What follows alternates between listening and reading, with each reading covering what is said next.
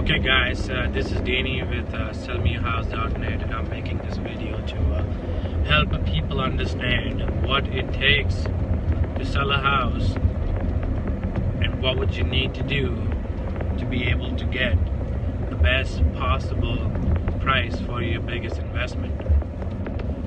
When you're ready to sell a house, there is a lot that goes into it. It is a nightmare sometimes, not all the time. But I would like to talk about some of the things that you as sellers need to know, or have a good idea of what you're going to be looking into doing to sell a house in a market, with a realtor or without a realtor, or for sell by owner. You got all kinds of options available.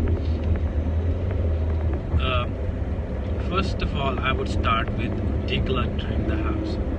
If you have a lot of belongings, and if you have a 2 or 3 bedroom house, and if you have a garage, my first recommendation is to start packing up everything you are not going to need immediately, and start boxing them up and stacking them up in the garage.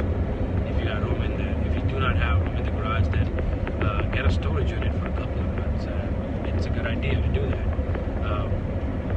A new home buyer does not want to see a lot of belongings in your house. When they come look at it, they cannot visualize it. They cannot visualize the fact that this is going to be their house and where everything is and stuff like that. Also, you may not be able to see some of the material fact about the house. Let's say you got some furniture sitting around in the house that is, it's taking up all the space, and you can't really see what's behind the wall, the furniture. If there is a dent in there, if there is something you need a small touch up on, those are the things you might want to keep in mind, because a buyer who is eventually going to buy your house, they will want to come and look at the house and do a walkthrough before they go sign on the closing table, and that will be the time when your actual house is going to be visible to them when they come look at it. And if there are some minor stuff, you never know.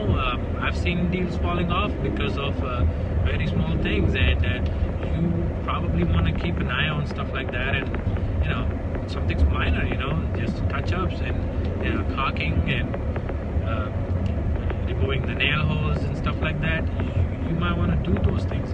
If you have a lot of pictures in your house right now, and you are taking them with you, they're going to leave a lot of nails in the house. My recommendation is to take them off before a buyer comes to walk the property, and usually is on the day or the day before closing. So make sure you do that, because it can be a problem. So that's one of the reasons why you also want to make sure you pretty much declutter the house and kind of see everywhere, everything looking, get it cleaned up really good.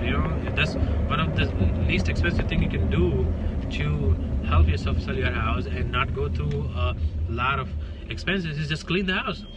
Just clean as much as you can. Clean. Spend some time in it. Hire somebody to do it. There's lots of people out there who would do a good job at cleaning for a reasonable price. Look in your local market, and you'll find somebody who can do that for you. So that's the first thing. Second thing is, let's talk about painting the house. If your house is fairly new, and if you don't think there is a need to paint the house, one of the things you can do is buy small containers of paint that matches the current wall you have right now, and just fix all those patches and make it look like it's been painted. You can actually do that. You can make a house look like it's been painted recently by doing small touch-ups around the house.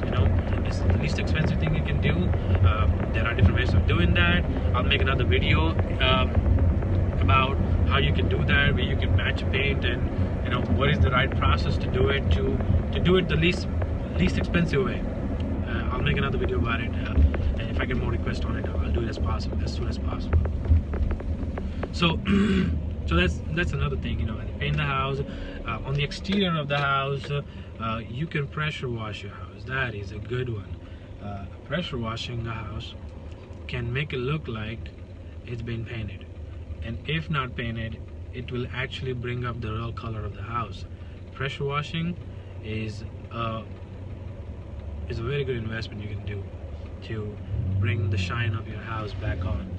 Everything you invested your money into will start to show once you get up your driveway, your sidings, your soffits, stuff like that. Get it pressure washed. You can also figure out different ways to do it. You can buy your own, you can rent one from Home Depot or from Lowe's or from any tool place, and just come prepared with it. And just plain water washing, there's no chemicals needed, there's nothing else needed. Just pressure wash everything, make it look like it's being cleaned, you know. That's one of the big thing. Another thing you can do, the next thing you can do to make your house look good is work on your landscape. Chances are if you have an old house, you're going to have trees around your house, and if the trees have overgrown to cover the roof or the siding or the windows, you might want to open them up. Get it trimmed, get it cleaned up, make it look like a functional house again. You know, these are the small things you can do instead of making big repairs. After that, you know, landscaping, you know, put mulch, weed eating it,